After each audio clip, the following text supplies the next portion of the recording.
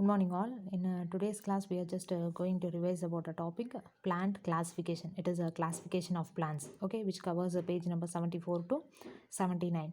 So, here we all know that what is meant by that plant classification. So, plants usually it can be divided into two major types, which is as flowering and then non-flowering plants. Okay, so these are all that major just classification of this plants. Okay, one will be flowering and another one it is non-flowering plants. So flowering also based on the seed. Okay, this flowering again it can be classified into two. One as gymnosperms and another one it is what angiosperms.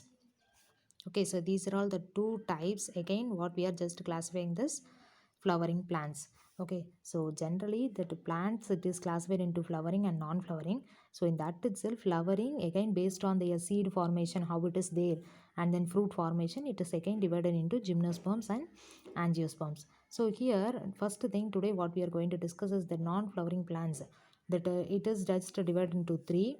One is algae, and the next one it is mosses, and third one it is ferns. So in this three, if we take that algae, the first one it is algae, the plant body it is thallus structure. What is that thallus structure? So thallus structure means here the body it will be not differentiated into separate root, stem and leaf. Okay, in such a way the plant body it will be not differentiated, but these plants it will be mostly aquatic in nature. So aquatic means what? It will be mostly found in water alone, and we cannot tell that this is unicellular alone or multicellular alone, because the both the characters also these algae it will have. Okay, for that example it is Cara.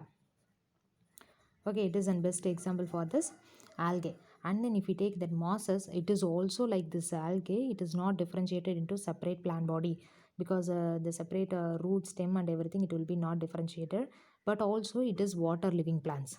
Though these plants are living in water, but they need what? Moisture content. Okay, the moisture content it should be needed from that outside. So these plants are called as amphibious. What is the meaning of this amphibious? See, amphibious means which animals we will be call it as amphibians.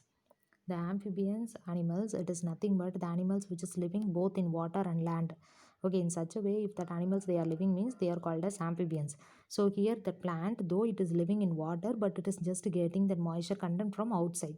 Okay, so these plants are called as amphibian plants. But in these plants the vascular tissues, okay, vascular tissues means for just conducting the food and water, the vascular tissues it will be not present. Okay, and then the next one if we take ferns, about ferns, but here it will be well differentiated. Okay, and then along with then vascular tissues also it is present, and the plant body also it will be well differentiated. And then these plants are land plants. Okay, though that too it lives in water, these plants it lives in land, especially in that shady places or in that moist content and cool places.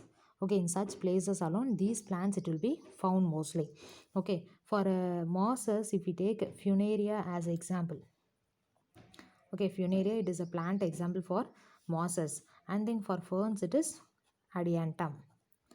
Okay, a land living plant which lives in just cool places alone. Okay, so these are all the three non-flowering plants. And then in this itself if we take the next topic it is gymnosperms. So what is meant by the gymnosperms? As I said, the flowering plants based on their seed nature it can be divided into two. One is gymnosperms and another one it is angiosperms. So here in these plants vascular tissues it will be present.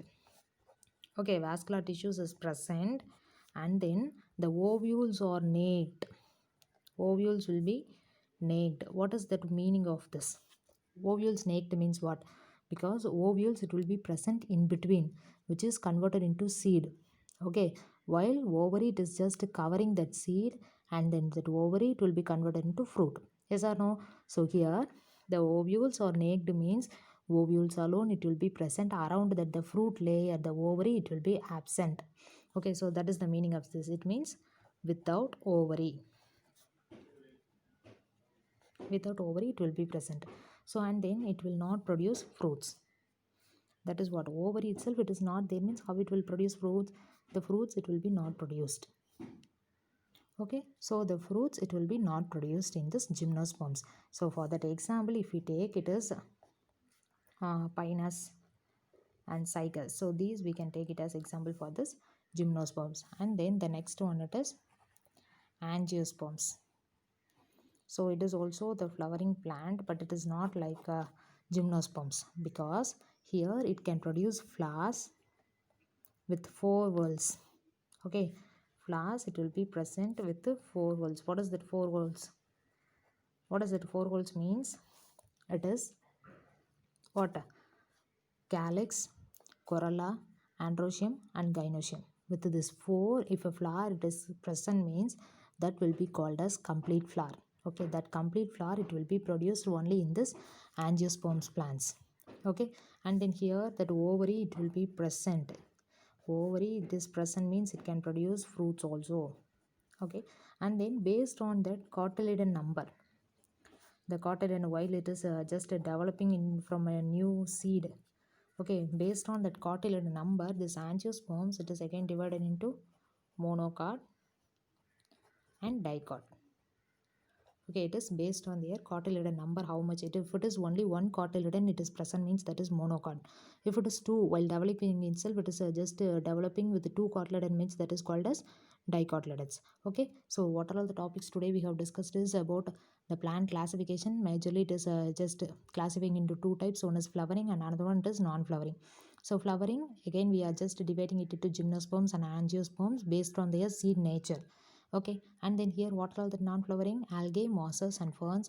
So algae it will be aquatic in nature, example chara, and then for mosses it will be amphibious in nature. Okay, for that example it is funaria. And then for ferns it is the vascular tissues it is present and it is a land plant. Okay, and then here if you take gymnosperms, vascular tissues present, ovules it will be naked without ovary. Okay, and then for angiosperms it will be ovary it is present, it means it can produce fruit also. And then based on their cotyledons it can be classified into 2. One is monocotyledons and another one it is dicotyledon. Monocot it is with a single cotyledon and dicot it is with double cotyledons. Okay.